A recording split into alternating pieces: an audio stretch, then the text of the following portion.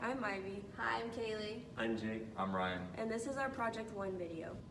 So the legal aspects for our project, so negligence is failing to provide enough care. So if you go like above and beyond or you don't do enough care. Abandonment is leaving a victim after giving care. So if you only give care for like 1 minute or you barely even give care and you just dip, that's abandonment. You know, you have to stay there with the victim person, try to help them out. And then the Good Samaritan laws. Good Samaritan law is acting in good faith, which means he or she has good intentions. So, you know, you want to do the good thing, you know, morally correct. You're acting without compensation. You're not getting paid to revitalize the person. You're not guilty of malicious misconduct or gross negligence toward the person, deviating from rational first aid guidelines either. And those are the good ones. And you also have consent. So if you have a child here and the parent's not available, implied consent is where you want to just start acting on the child or the person if they cannot respond to you. If their parent is there, you have to ask for consent to apply care to the child. And then with express consent, express consent is if they're choking and they give you a hand sign, or if they can tell you that they need help, that's express consent. And that should be all.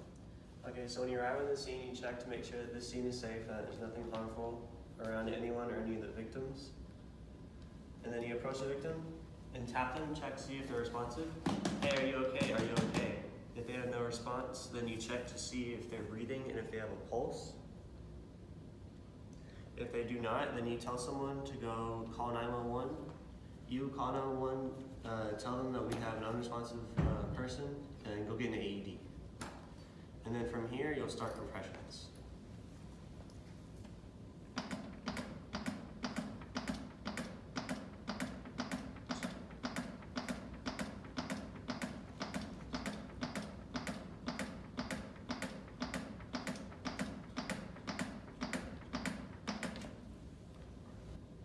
After 30 compressions, then you do 2 rescue breaths. Pinch the nose, do the head tilt, chin lift, breath, and then your eyes are looking to their stomach to see if their chest rises. And you give a breath about every 3 seconds. And then by now the AED should be here. And once you get the AED, the first thing you want to do is turn the thing out of the bag. Once you get everything out of the bag, you hit the power button. You want to plug all the cords in. You want to make sure the AED is on your side of the victim. You don't want any cords crossing the body or anything like that. And then you're going to look at the victim's body, see if you need to wipe anything down, scrape any hair off where you want to place the pads. You're going to untangle the cords and you're going to place the pads, one on the lower left side of the abdomen and then the other one on the upper right hand side of the victim on the chest. And you're going to place those on. And usually they're going to stick. These pads don't really stick very well. And so after that, it's going to analyze the victim's heartbeat or lack of heartbeat.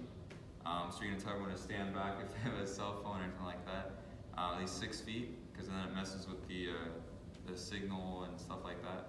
And then after that, it's going to give a shock. It's going to say shock advised. So you're going to hit the shock button, and you want everyone to get away from the victim. You don't want anyone to touch the victim or anything like that. And it's going to give it a shock. And if it says there's no pulse or anything like that, we're going to go straight back into CPR and rescue breaths. And then we're just going to keep that cycle going until the victim's heartbeat starts beating